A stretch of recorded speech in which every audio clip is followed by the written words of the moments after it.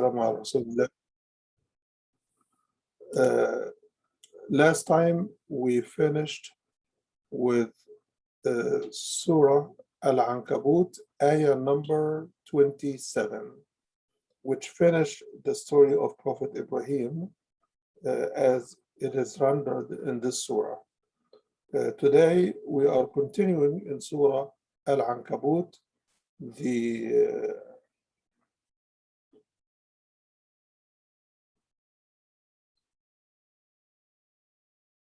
the spider. It's not the web, it is the spider. Okay? Yes. So ayah number 28 starts off with the story of Prophet Lot. Prophet Lot was the nephew of Prophet Ibrahim, and he was a contemporary prophet, but he was apparently in a different village. So it tells us here the story of Prophet Lot, saying, and remember Lot, Prophet Lot, L-O-T, when he said to his people, you commit the indecent sin. He is pointing to obscenity and specifically homosexuality. Okay? And in Arabic, it is called al-fahisha.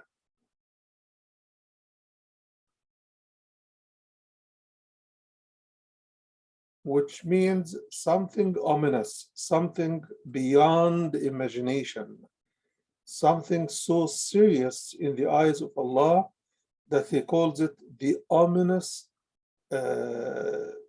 indecency and the ominous sin. Okay?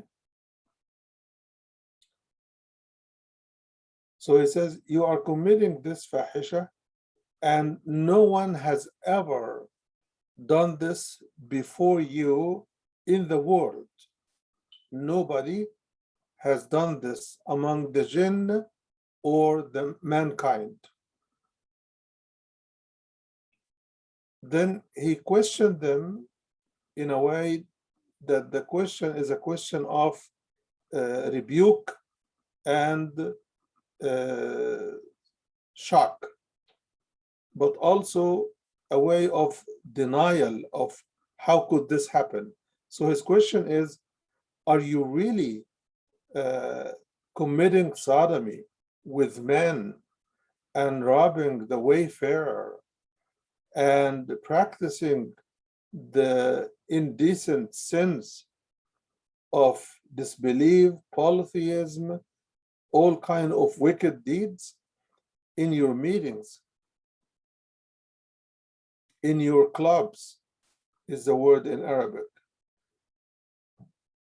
So his people had no answer but to say, bring on us Allah's torment if you are one of those who are truthful.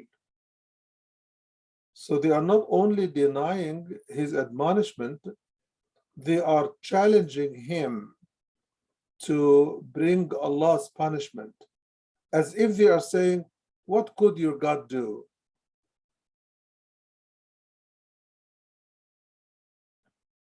While they did not use the word your God, they used the word Allah, and that shows that they recognize Allah, but at the same time, he accused them of associating partners with Allah subhanahu wa ta'ala, because in their life, they are following and worshiping their lusts.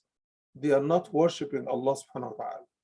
So they say, bring unto us, upon us, the punishment of Allah if you are one of the truthful ones. Okay?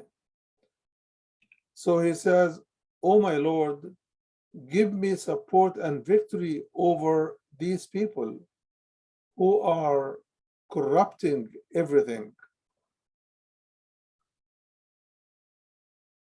Of course, it is a corruption to rob the highway farer, the traveler.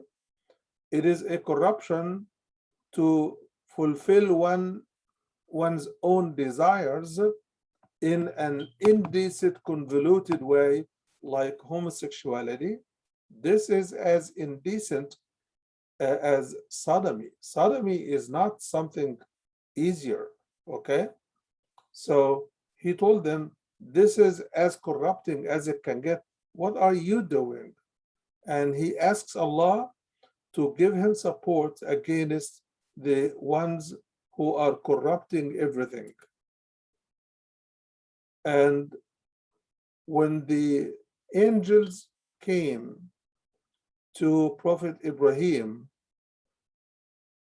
saying, those were messengers from Allah subhanahu wa ta'ala, they came to Ibrahim with the good news, which is they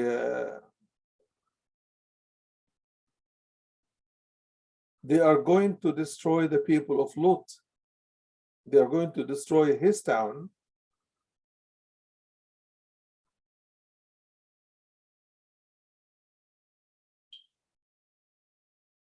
But the good news was that he is going to have a son, because Ibrahim was too old to beget a son, 86 years old, and his wife was also barren. She could not bring children for their life together. Okay, this is Sarah. So they told him that your wife is going to have a son. And they also told him, we are going to destroy the people of this village because their inhabitants, the inhabitants of this village, they were wrongdoers. They were polytheists, disobedient, rebellion against Allah, rebellious against Allah. So Ibrahim, out of shock, he says, but there is Lot in this village. Meaning, are you going to destroy Lot and the village altogether? The angel said, we know better who is out there. We will verily save him and his family, except his wife. She will be of those who remain behind, which means she will be destroyed, okay, along with those who will be destroyed from her folk.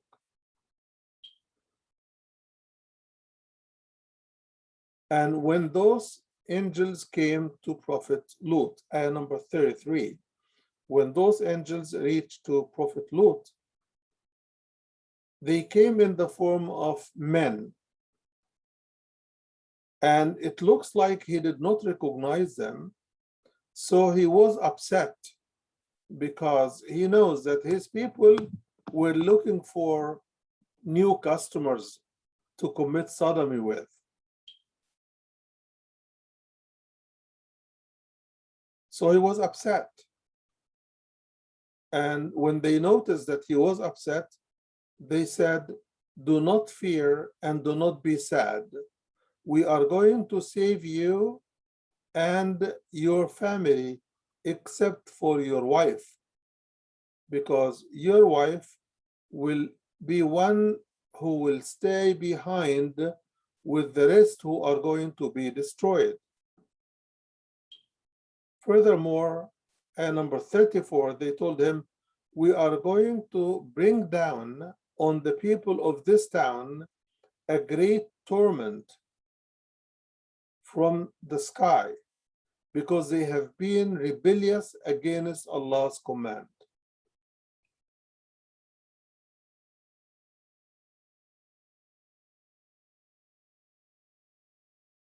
As you notice, in few verses, Allah summarizes the whole story that happened, in which this village was completely destroyed. No one remained except Lut and the few that believed with him.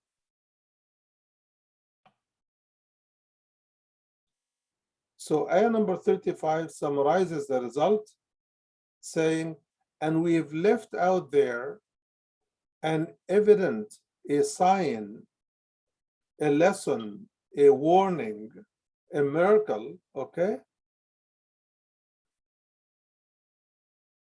And this is where the Dead Sea now is in Palestine.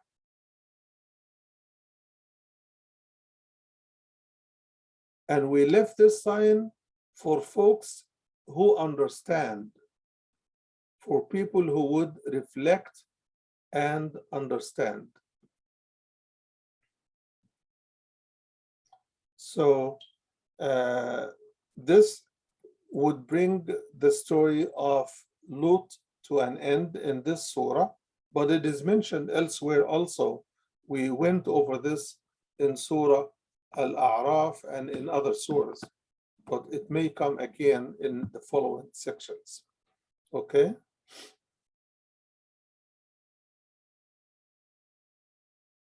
So for the people of Lut, those who were rebellious against Allah, the angels,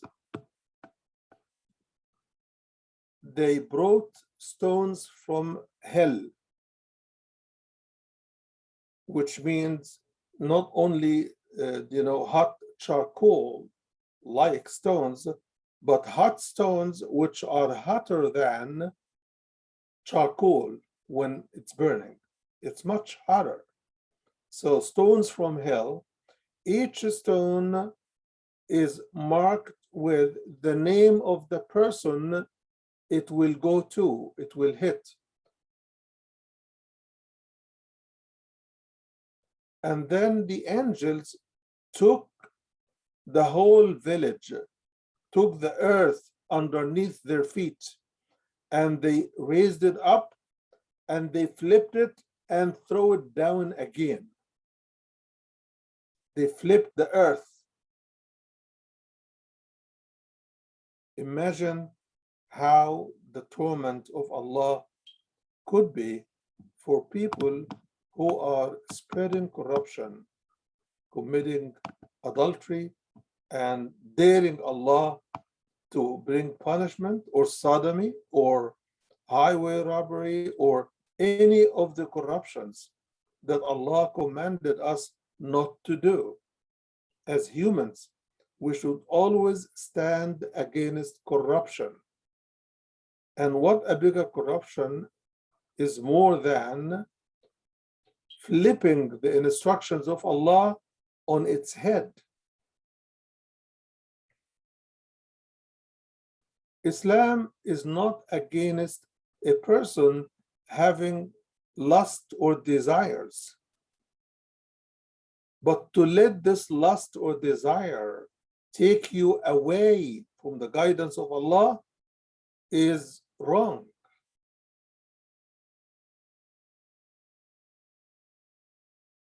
Islam told us that Allah created us as males and females, and He told us that He created us in pairs, males and females. And He told us that He created us in this fashion so that we dwell together as a man and a woman in peace, respect, tranquility, and in a spiritual connection, a spiritual life, a decent type of life. This is what Islam tells us. For people today to come and commit sodomy and say it's a free choice, and then they make it public, and then they celebrate publicly that they are doing sodomy, and they make their clubs of sodomy clubs as public, and instead of marrying and having children and having a family, they corrupt the entire society. They want the whole society to support them.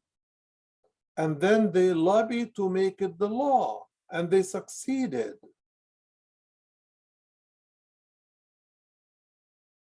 They are not just asking that nobody should harass them. They are not just asking that we let them do what they do privately. No, they want it to be public, and they want to get legal protection. They want us to recognize their relationship as marriage. They want to change sodomy into marriage. This is something that Allah would not let stand,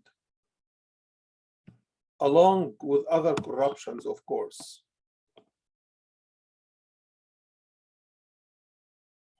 So this whole community was taken out by Allah as a punishment, and their signs have been left where the Dead Sea today stands in Palestine. Then Ayah 36 gives us the story of Prophet Shu'aib. Prophet Shu'aib, Shuayb,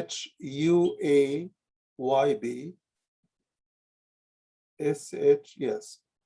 And Prophet Shu'aib, the ayah says, and we sent Prophet Shu'aib to the people of Midian, which is Midian, Midian. So we sent to the people of Midian their brother Shu'aib.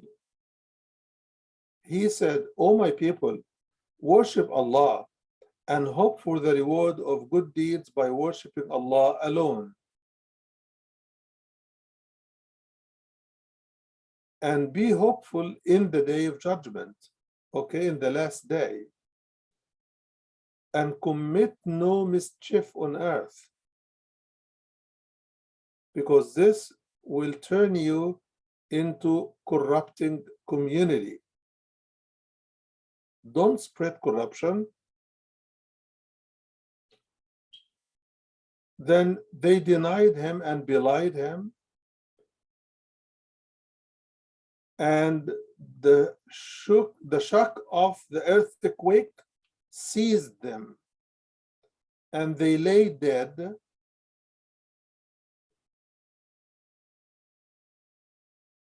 in prostration in their own dwellings, which means they fell on their faces in a position of prostration when the earthquake happened, and they were taken by the shock, the tremors of the earthquake.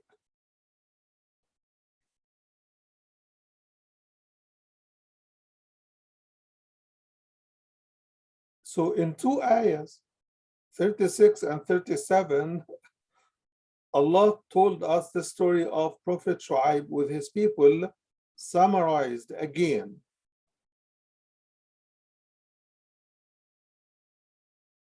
It's an amazing way of the Quran to show us how easy for Allah to punish a community, whether it is a village, a town, a city, a whole country. He can destroy the whole world in two-letter word, be or doom, and it's doomed, it's finished.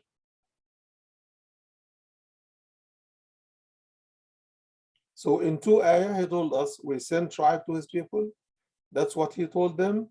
They belied him. They were taken out by the earthquake and they were destroyed.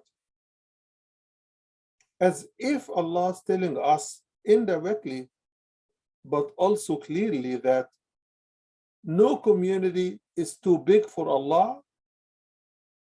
All what it takes is when they deserve the wrath of Allah, the wrath of Allah will come down upon them. In ayah number 38,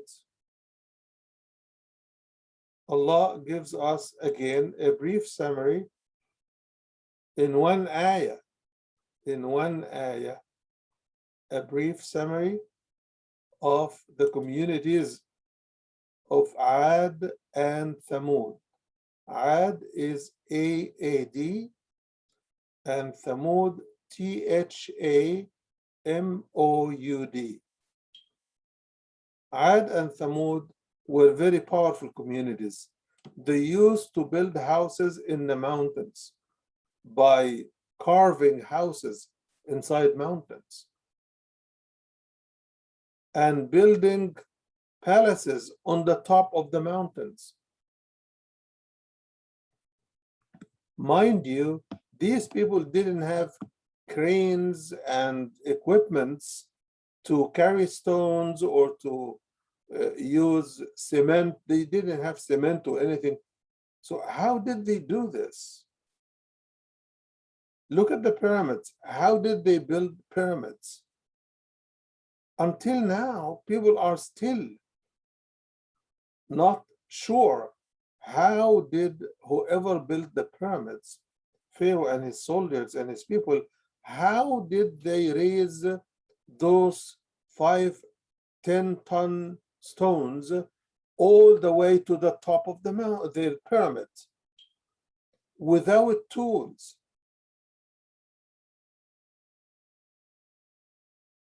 It's unimaginable. Even with all today's knowledge, nobody is certain as to how could they raise those extremely heavy stones all the way to the top of the mountain. We know they can bring it from the desert and make one layer in the bottom, maybe 2 layers in the bottom, but to raise the pyramid more than 168 meters high. Imagine this. This is higher than the highest building today on earth. And those are not small stones. Those are 5 to 10 tons apiece.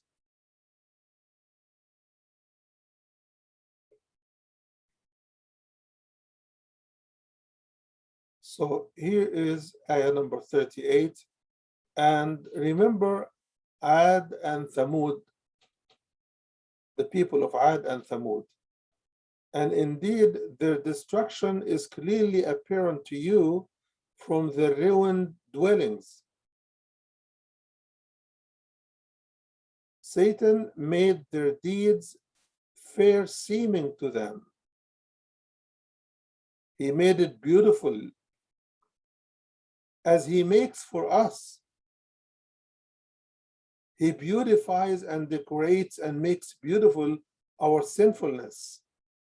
He makes it pleasant. He makes it attractive, good looking, imagining what is awful as beautiful. And what's beautiful in the eyes of Allah, he makes it look awful in our eyes. Satan made it beautiful for them, their evil deeds. And as such, he turned them away from the right path, though they were intelligent. It's like today, we are an intelligent society. We know right from wrong, but we follow Shaitan. Whatever he says and makes look good, we think it's good and we treat it as good.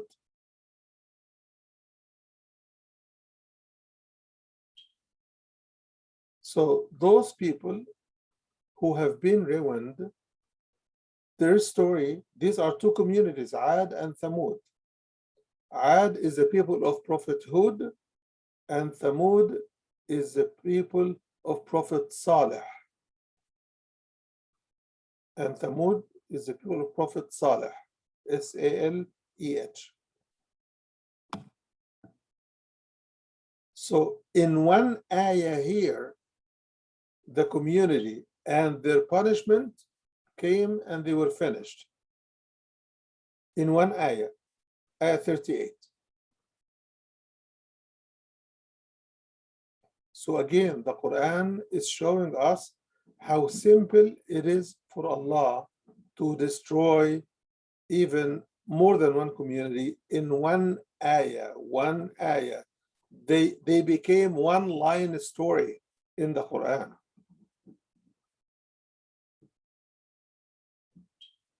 This is to show both the power of Allah and the very insignificance of arrogant human beings.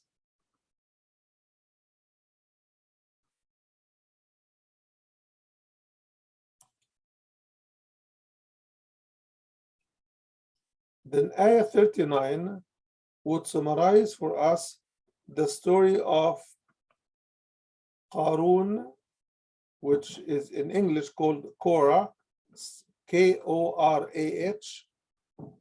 the wealthy man of the community of Pharaoh, okay? And Pharaoh and Haman, the chief of the soldiers, the chief of the army. So the ayah says, and we destroyed also Qarun, Korah, Pharaoh, and Haman, and indeed Moses came to them with clear proofs, signs, and evidence.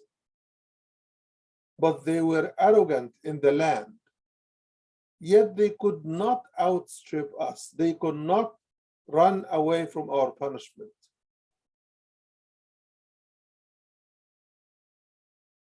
So again, the community of Pharaoh, who spread corruption in the land of Egypt, and they were able to destroy a lot of the communities that they refused to worship Pharaoh, but Allah destroyed them with their soldiers, their leaders, their wealthiest community members. All of them were destroyed when they ran after Moses, and the Red Sea was opened by Moses' miracle when he hit the sea with a stick, as Allah told him, and the sea spread into two sides. The water became like a mountain top on both sides, and the seabed was open for Moses' community to cross, and Pharaoh and his soldiers were running after him. Even seeing that the water turned into mountains in front of their eyes, and they see Moses and his community are just leaving the seabed to the other shore, they were blinded to understand that this seabed is not for them to cross. It is for them to be drowned and destroyed.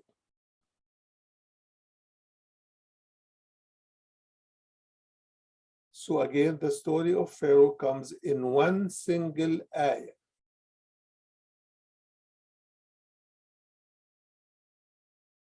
Of course, if you want to tell the whole story of Pharaoh, you need to tell what happened, and Moses and the magicians and Pharaoh's claiming to be God and sarcastically challenging Moses and saying, I think you are a liar. All of this is part of the story.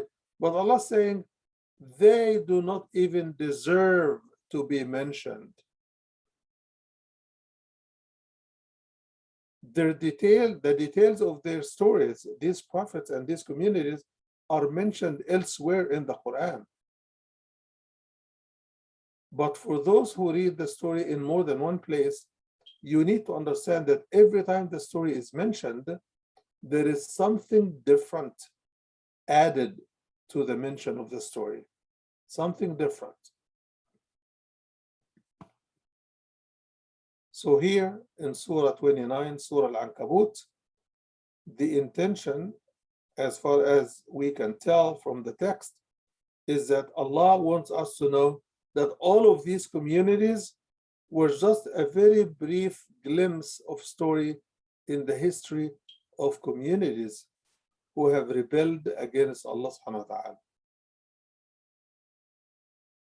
And you will get to know in the next ayah, ayah number 40, why this new side of the story is the real understanding. It says here, and so we punished each of them, each of these communities, for their sins. Of them, some were on them of them. I'm sorry. We have taken every one of these communities by their sinfulness. So some of them we sent upon them a violent storm of stones, stone showers coming upon them. Okay? And some of them were taken by or overtaken by the torment of the awful cry, like Thamud and Shu'aib's communities. Okay? Very loud voice that turned them into deaf, and it blew their ears with blood coming, and they died. So a loud cry, very loud, shocking cry. Okay?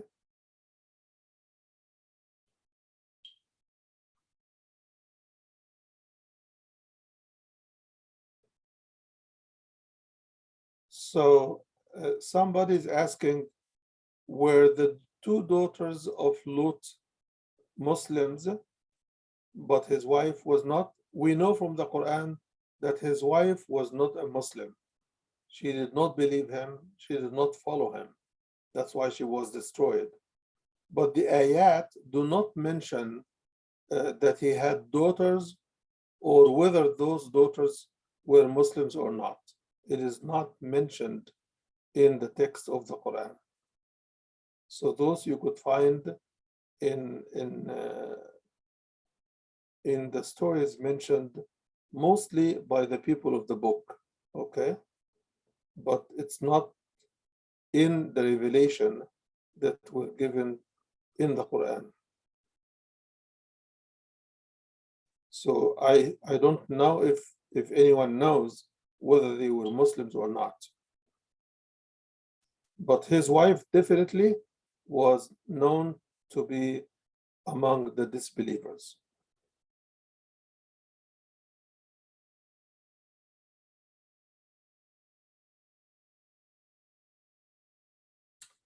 Okay, and some of them we caused the earth to swallow, like Korah. Korah, the wealthy man around Pharaoh, he and his wealth were swallowed by the earth. Do you know sinkholes? His palaces and his possessions, his wealth and himself were sunk into the earth. They were swallowed into the earth. Okay? And we drowned some of them, okay? Like the people of Noah and the people of Pharaoh.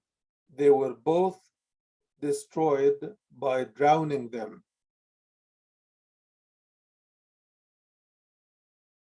Then the ayah says, it was not Allah who would wrong them. They wronged themselves.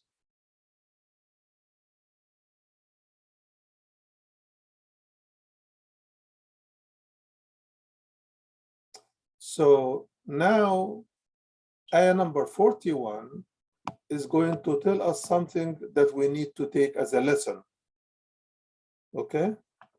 It says, the likeness of those who take protectors and helpers other than Allah is as the likeness of a spider who builds for itself a house, but definitely the frailest and weakest of houses is the spider's house.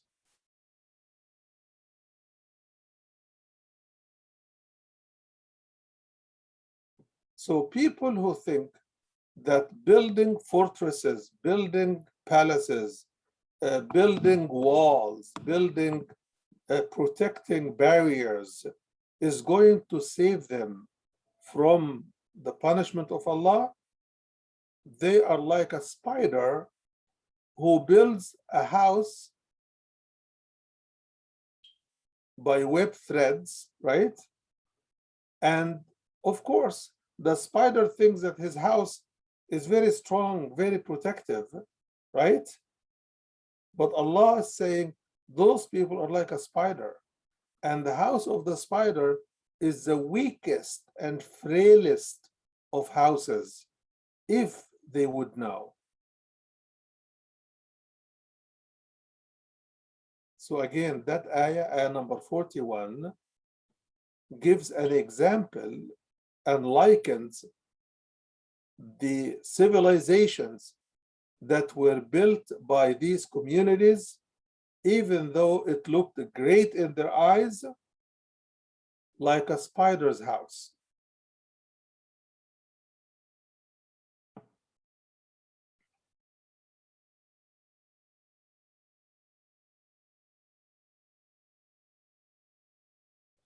So if we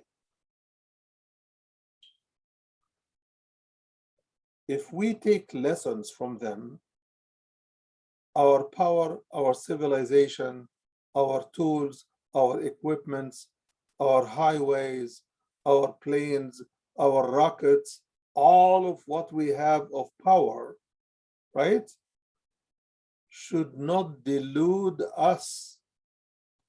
And we should never let Satan deceive us or make us feel wrongly that we are protected. Nobody could destroy us. Even God cannot do this.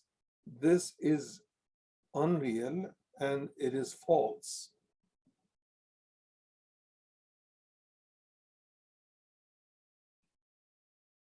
So ayah number 42 moves from this to say a statement of rules. Verily, Allah knows what things they invoke instead of Him.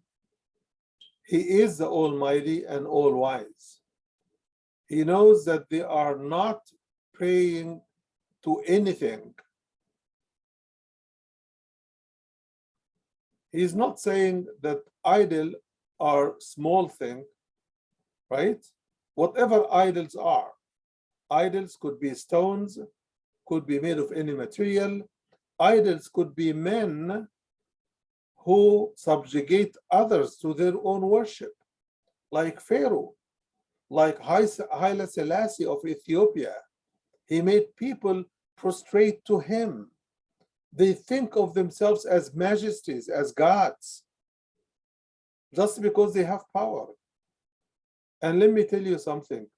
Most of the time, we create our own pharaohs by praising our own rulers or our own managers, our own bosses, or by bowing down to anybody's will other than Allah. We turn them into gods on earth. Not real gods, but false gods. But nevertheless, we generate gods. And whenever a god dies, we bring another one and turn him or her into a god.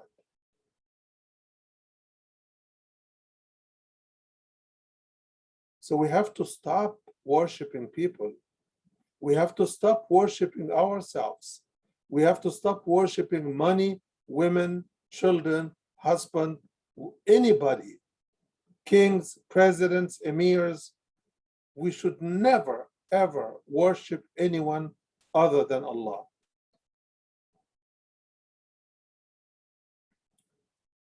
So here is the Quran telling us Allah knows that they are not worshiping anything other than Him.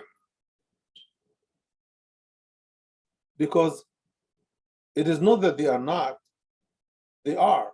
But He is saying that whatever they worship is nothing. And He is the mighty one, the wise one.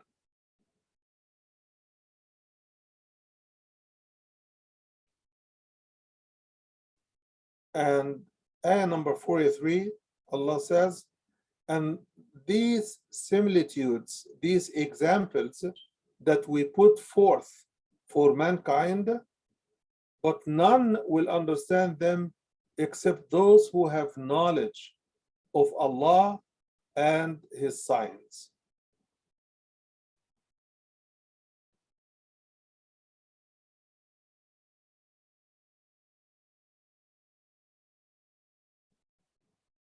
Then ayah 44 will start giving some of or one major summary example of the power of Allah. It says, Allah is the one who created the heavens and the earth in truth, and none shared him in their creation. There was no helpers, no associates, no assistants to assist Allah with any of his creation. And then it says, certainly therein is a sure sign for those who believe.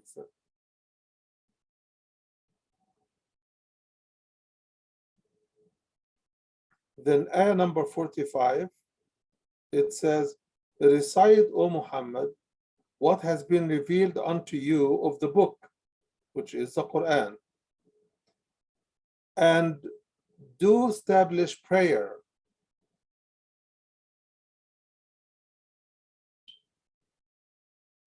Certainly prayer prevents from great sins, from sodomy, from unlawful sexual behavior, and from all other despicable things.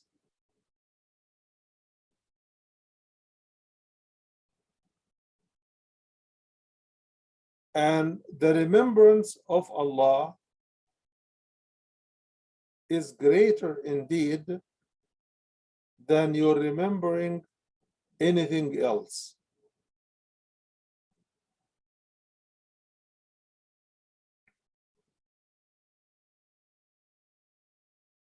So what does it mean here? This ayah is a bit in need of more explanation. The ayah is saying establish prayer because prayer helps prevent one from committing sodomy, adultery, fornication, and any despicable violation of the rules of Allah subhanahu wa ta'ala. But then it says, but the remembrance of Allah is greater than just praising Allah in the prayer. So what does it want us to understand? It clearly is saying praying is one way of remembering Allah, but outside of the prayer, to remember Allah in prayer is normal, but to remember Allah and to be mindful of Him outside of prayer is even greater because it will help you control and live a decent life, a clean life. There are so many Muslims who are looking very good in their prayer. They look humble, they look submissive, right? But outside of the prayer, they are arrogant, they are aggressive, they are slandering others, backbiting others, maybe not fulfilling their promises, not even keeping their words. So Allah is saying to remember Allah outside the prayer, which means in between prayers, will make you a greater person, and as such, it is a greater thing to remember Allah outside of the prayer, which means your prayer has lasted beyond when you finish the prayer. Your prayer outlasted the prayer itself. Your remembrance of Allah outlasted the performance of prayer. I hope that this is clear.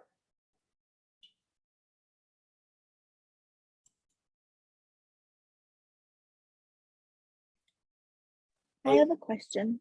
I think I will stop here and take one question because I have to move to the next session. I have a question. Yes. So in regards to the Quran, Surah 64, it's about the Surah silk, on the regards to silk. Silk? Silk, like the silk of heaven, like on the day of judgment, they'll give to people in heaven clothing of silk. Is that correct? Just a second. I need Silk. to get.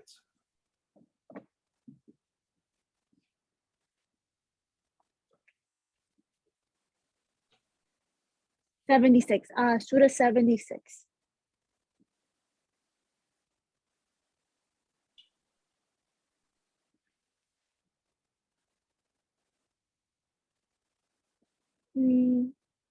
There is another question as well. Just a second. I didn't get the first one. You said Surah 76? What ayah in Surah Yes. 76? 76 is Surah 21? Al-Insan.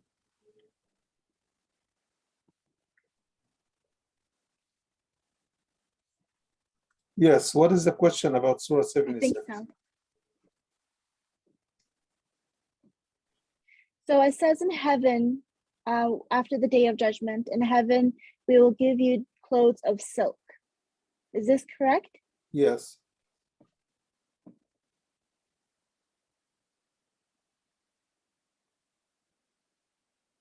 Well, it doesn't really exactly mention. Some people say that it's clothing of silk, but I just wanted to ask if that is correct. Yes. If in heaven. Yes. Right. Okay. Okay. I just wanted to ask because various scholars say differently. They have different narrations of that. I just wanted to clarify if that was the correct interpretation, that they will be given clothing of silk. Yes. There are two types of silk mentioned in the Quran. Silk that is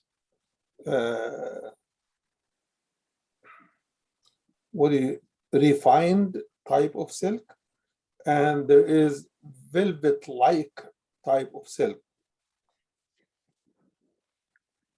Both will be the material of which people's dresses will be made in paradise.